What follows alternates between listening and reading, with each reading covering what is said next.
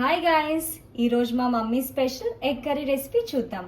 దానికి మనకి ఏం కావాలో చూసేద్దామా. ఫస్ట్ మేము ఈరోజు 4 eggs తీసుకుంటున్నాము. 4 eggsకి మనము 1 ఇలాచీ, 1 క్లోవ్, 1 స్మాల్ సిన్నమన్ స్టిక్ తీసుకోవాలి. అలానే దానికి తగ్గట్టే 1 ఎగ్కి మనకి హాఫ్ ఆనియన్, 1 టమాటో కావాలి. మేము 4కి సరిపడా ఆనియన్ అండ్ టమాటో తీసుకున్నాము. ఫస్ట్ మనం ప్యాన్ పెట్టుకొని కొంచెం ఆయిల్ వేసుకుంటున్నాను. దీనిలో నేను సాల్ట్ అండ్ పసుపు వేసుకుంటున్నాను.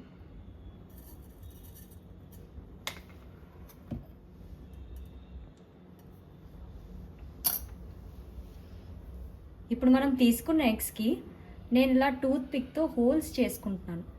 దీనివల్ల మన మసాలాస్ కానీ గ్రేవీస్ కానీ లోపల వరకు వెళ్ళి ఎగ్స్ చాలా ఫ్లేవర్ఫుల్గా ఉంటాయి. వాటికి హోల్స్ చేసుకున్నాను. ఇలా కేర్ఫుల్గా ఎగ్స్ అన్నీ ఫ్రై చేసుకోవాలి మనం.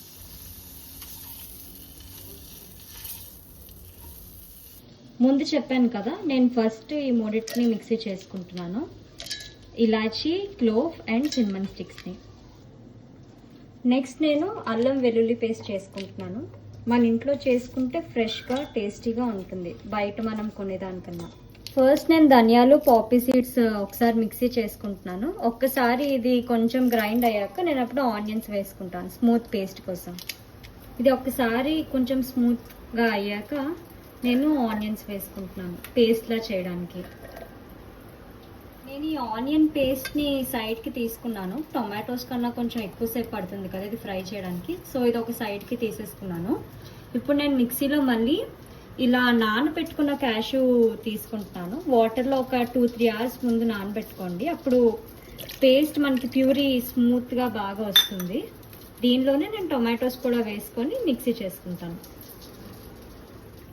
చూసారా మన ఎగ్స్ ఎంత రెడ్గా వచ్చాయో, కారం వేయకపోయినా. ఇలా లోలో పెట్టుకొని ఎగ్స్ అన్నిటిని మంచిగా ఫ్రై చేసుకోవాలి. నేను కొంచెం ఆయిల్ యాడ్ చేస్తున్నాను. ఇందులో నేను ఫస్ట్ మనం స్పైసెస్ క్లోవ్, సిన్నమన్ ఇంకా ఇలాచీ పౌడర్ చేసుకున్నాం కదా, ఫస్ట్ ఆ పౌడర్ వేసుకుంటున్నాను.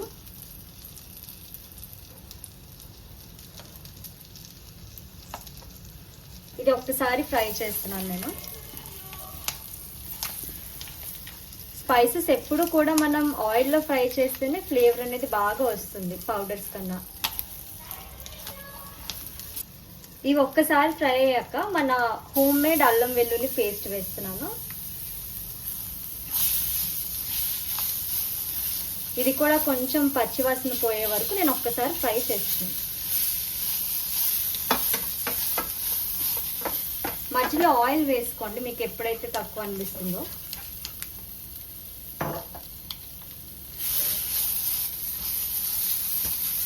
నేను మన ఉల్లిపాయలు, గసగసాలు ఇంకా ధనియాల పేస్ట్ వేస్తున్నాను. ఇది ఉల్లిపాయలు కొంచెం పచ్చివాసన పోవడానికి టైం పడుతుంది కాబట్టి కొంచెం ఎక్కువసేపు ఇది మనం ఫ్రై చేసుకోవాలి. ఇక్కడ చూసారు కదండి, కొంచెం కలర్ మారింది బ్రౌన్గా. ఇలా దగ్గర పడే వరకు కూడా మనం ఫ్రై చేసుకోవాలి. ఇది కరెక్ట్గా ఎప్పుడు ఫ్రై అయిపోయింది అనడానికి మనకు ఒకటే ఇండికేషన్, స్మెల్ మంది ఎప్పుడైతే పచ్చి వాసన పోతుందో ఈ ఆనియన్స్, అప్పుడు వరకు మనం ఫ్రై చేసుకోవాలి. ఇలా అయ్యాక ఇప్పుడు మనం క్యాషు టొమాటో పేస్ట్ ఉన్నది కదా, అది వేసుకుంటున్నాను నేను. ఇది క్యాషు అండ్ టొమాటో కాబట్టి ఆనియన్స్ అంత ఎక్కువసేపు ఇది మనం ఫ్రై చేసుకోక్కర్లేదు. చూసారా, ఇది కొంచెం ఇలా ఫ్రై అవుతూ బాయిల్ మనకి కనిపిస్తున్నప్పుడు దీనికి సరిపడా ఒకసారి టేస్ట్ చూసుకొని ఉప్పు అండ్ కారం వేసుకోవాలి. మీరు ఫస్ట్ ఎగ్స్లోకి ఎంత వేసుకున్నారో చూసుకొని దాన్ని బట్టి ఉప్పు కారం వేసుకోండి. ఒకసారి టేస్ట్ చేయండి, పర్లేదు. అప్పుడే స్మెల్ ఎంత బాగా వస్తుందంటే పక్కన 4 గంటలకు వస్తాయి క్రేవింగ్స్. సిమ్లో పెట్టుకొని దగ్గరకు వచ్చే వరకు కూడా మనం చేసుకోవాలి.